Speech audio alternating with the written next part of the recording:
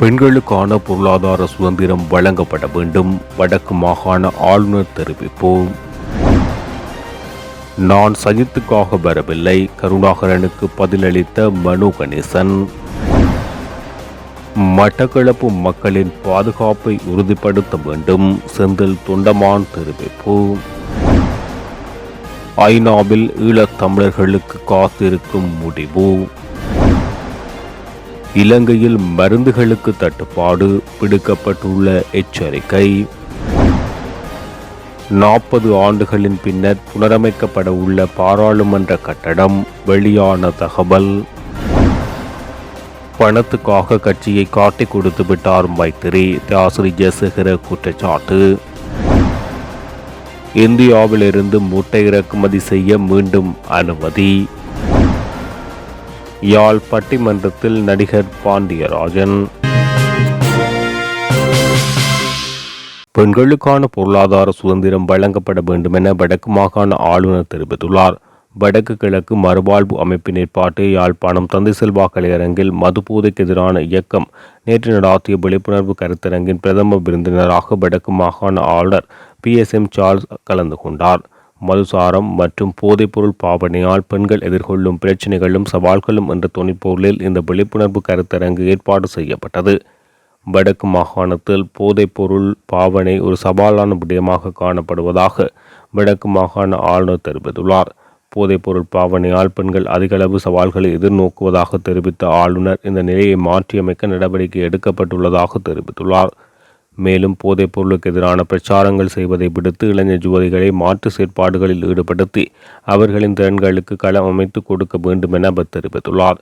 இதற்காக தனது பணிப்புரைக்கு அமைய வடக்கு மாகாண விளையாட்டுத்துறை மற்றும் கலாச்சார திணைக்களம் ஆகியன இணைந்து கிராமிய மட்டத்தில் புதிய செயற்பாடுகளை ஆரம்பித்துள்ளதாகவும் ஆளுநர் தெரிவித்துள்ளார். பெண் தலைமைத்துவ குடும்பங்களின் வாழ்வாதாரத்தை மேம்படுத்த நடவடிக்கை எடுக்கப்பட்டுள்ளதுடன் பெண்களுக்கான பொருளாதார சுதந்திரம் வழங்கப்படும் போது சிறந்த மாற்றங்களை எதிர்பார்க்க முடியும் என ஆளுநர் தெரிவித்துள்ளார். குறிப்பாக நிலையான பொருளாதாரத்தை பெற்றுக்கொள்வதற்கான புதிய திட்டங்கள் தற்போது முன்னெடுக்கப்பட்டுள்ளதாக ஆளுநர் குறிப்பிட்டுள்ளார். போதைப் பொருளானது குடும்பங்களின் அடிப்படையை சிதைத்து கொண்டிருக்கும் நிலையில் அதற்கு எதிராக செயற்பட அனைவரும் ஒன்றிணைய வேண்டும் என ஆளுநர் வலியுறுத்தியுள்ளார். மனோ மூலம் தூதுவிடாது எம்மிடம் நேரடியாக சஜித் கூற வேண்டும் என கோவிந்தன் கருணாகரம் கூறியிருப்பது ஆச்சரியம் அளிக்கிறது என பாராளுமன்ற உறுப்பினர் மனோ கணேசன் தெரிவித்துள்ளார். அண்மையில் மனோ கணேசன் குறித்து பாராளுமன்ற உறுப்பினர் கோவிந்தன் கருணாகரம் வெளியிட்டிருந்த கருத்துக்கு பதிலளிக்கும் முகமாகவே அவர் இதனை தெரிவித்துள்ளார். தமிழ் பொது வேட்பாளர் நிறுத்தப்பட வேண்டும் என மும்முரமாக செயற்படும் உங்களுக்கு எதற்காக சயித் பிரேமதாசா தூதுவிட வேண்டும் என எனக்கு தெரியவில்லை. பொது வேட்பாளர் தொடர்பில் உறுதியான முடிவை எடுங்கள், முதலில் அதை செய்யுங்கள். அப்புறம் புறாவிடு தூது, அன்னம் விடு தூது, மாண்பிடு தூது, தென்றல் விடு தூது என்பவைகளை பார்க்கலாம், சயித்திடம் பேசலாம். சயித் பிரேமதாசா தன்னை சந்தித்து வடக்கு கிழக்கு மாகாண சிவில் சமூக தூதுக்குழுவிடம் 13ஆம் திருத்த மாகாண சபை சட்டத்தை முழுமையாக அமல் செய்ய உள்ளதாகவும் அது பற்றி தனது தேர்தல் விஞ்ஞாபனத்தில் தெரிவிக்க இருப்பதாகவும் அதன் மூலம் தென்னிலங்கை மக்களின் ஆணையை பெற உள்ளதாகவும் எனது முன்னிலையில் உறுதியளித்ததாக மனோ கணேசன் தெரிவித்திருந்தமை குறிப்பிடத்தக்கது. மட்டக்களப்பில் இறால் வளர்ப்பு சம்பந்தமாக அபிவிருத்தி திட்ட பணிகள் முன்னெடுக்கப்படும் போது அப்பகுதி மக்களுக்கு வித பாதிப்பும் ஏற்படாததை உறுதி செய்ய வேண்டும் என கிழக்கு மாகாண ஆளுநர் செந்தில் தொண்டமான் தெரிவித்துள்ளார். மட்டக்களப்பு மாவட்ட செயலகத்தில் இடம்பெற்ற விசேட கலந்துரையாடலில் அவர் இதனை தெரிவித்துள்ளார். மட்டக்களப்பு மாவட்டத்தில் கடத்தொழில் அமைச்சினால் கடந்த 2017ஆம் ஆண்டு காலப்பகுதியில் திட்டமிடப்பட்ட வேலைகள் முன்னெடுக்காமை பற்றி கலந்துரையாடப்பட்டுள்ளது. அதேவேளை வாகரை பிரதேசத்தில் அண்மையில் இராஜாங்க அமைச்சர் ஒருவரின் தலைமையில் இறால் வளர்ப்பு திட்டம் சம்பந்தமாக மக்கள் போராட்டம் முன்னெடுக்கப்பட்டது. இதனைத் தொடர்ந்து குறித்த விசேட கலந்துரையாடல் நடாத்தப்பட்டுள்ளது. மேலும் இதன்போது இறால் வளர்ப்பு சம்பந்தப்பட்ட அதிகாரிகளுக்கு விசேட அறிவுரைகள் வழங்கியுள்ளதாக அமைச்சர் டக்ளஸ் தேவானந்தா தெரிவித்துள்ளார்.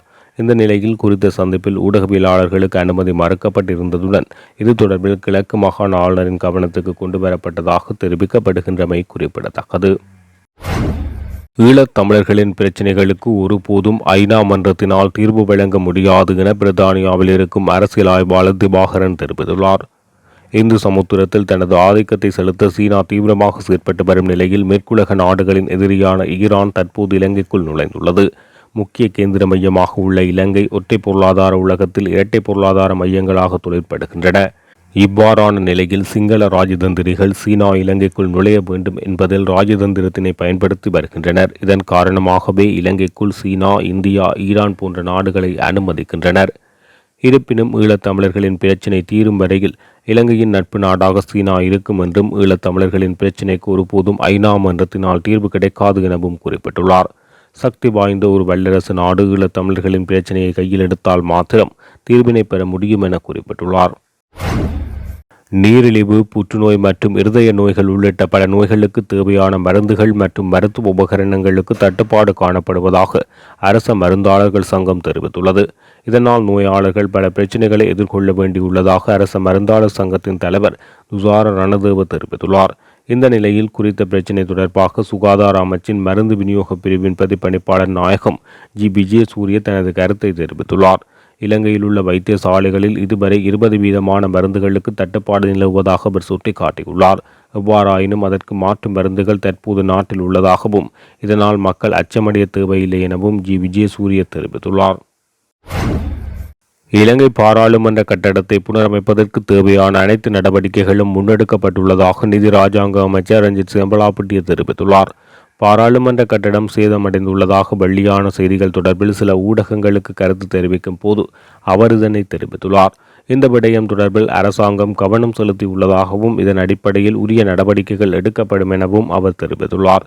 பாராளுமன்ற கட்டடத்தின் சில பகுதிகள் சேதமடைந்துள்ளதாகவும் குறித்த கட்டடம் கைவிடப்பட்ட நிலையில் காணப்படுவதாகவும் அண்மைய நாட்களில் செய்திகள் வெளியாகியது. இந்த நிலையில் 40 ஆண்டுகால பழமையான கட்டடம் சேதமடைந்து ஆச்சரியத்துக்குரிய விடயமல்ல என ரஞ்சித் செம்பலாப்பட்டிய தெரிவித்துள்ளார். எனினும் தற்போது பாராளுமன்ற கட்டடத்தை புனரமைப்பது தொடர்பில் அரசாங்கமும் பாராளுமன்றமும் கவனம் செலுத்தியுள்ளதாக அவர் குறிப்பிட்டுள்ளார். இந்த விடயம் தொடர்பில் கடந்த 25ஆம் தேதி சபாநாயகர் மஹிந்த ஜாப்பாபிபத்தன தலைமையில் இடம்பெற்ற கூட்டத்தின் போது கலந்துரையாடப்பட்டதாக அவர் தெரிவித்துள்ளார். ஜனாதிபதி தேர்தலில் போட்டியிடும் தகமை ஜனாதிபதி ரணில் விக்ரமசிங்கவுக்கு உண்டு. ஸ்ரீலங்கா பொதுஜன பெரமுன பாராளுமன்ற தேர்தலுடன் அரசாங்கத்தை ஸ்தாபிப்பது குறித்து அவதானம் செலுத்த வேண்டும் என ஆளும் தரப்பின் பாராளுமன்ற உறுப்பினர் எஸ்.பி. திசாநாயக்க தெரிவித்துள்ளார். மேதின கூட்டத்தில் ஜனாதிபதி தேர்தலுக்கான கருத்துக்கள் மாத்திரம் வெளிப்பட்டதை தவிர தொழிலாளர்களின் உரிமை பற்றி எந்த அரசியல் கட்சி மேடைகளிலும் பேசப்படவில்லை. மேதின கூட்டம் அரசியல் கூட்டமாக மாற்றமடைந்துள்ளமை கவலைக்குரியது. ஜனாதிபதி தேர்தலுக்கு முன்னர் பொது தேர்தலை நடாத்த வேண்டும் என்ற கோரிக்கையை பொதுஜன பெரமுன ஜனாதிபதியிடம் பலமுறை முன்வைத்துள்ள போதும் ஜனாதிபதியிடமிருந்து சாதகமான பதில் கிடைக்கவில்லை. அரசியலமைப்பின் பிரகாரம் ஜனாதிபதி தேர்தலை முதலில் நடாத்தும் சூழல் காணப்படுகின்றது. ஜனாதிபதி தேர்தலில் போட்டியிடும் தகமை ஜனாதிபதி ரணில் விக்ரமசிங்கவுக்கு உண்டு. ஜனாதிபதி தேர்தலில் ரணில் விக்ரமசிங்கவுக்கு பொதுஜன பெரமுன ஒத்துழைப்பு வழங்க வேண்டும்.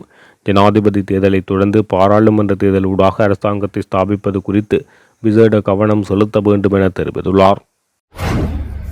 பணத்துக்காக ஸ்ரீலங்கா சுதந்திர கட்சியை முன்னாள் ஜனாதிபதி மைத்ரிபால சிறிசேன காட்டிக் கொடுத்து விட்டார்.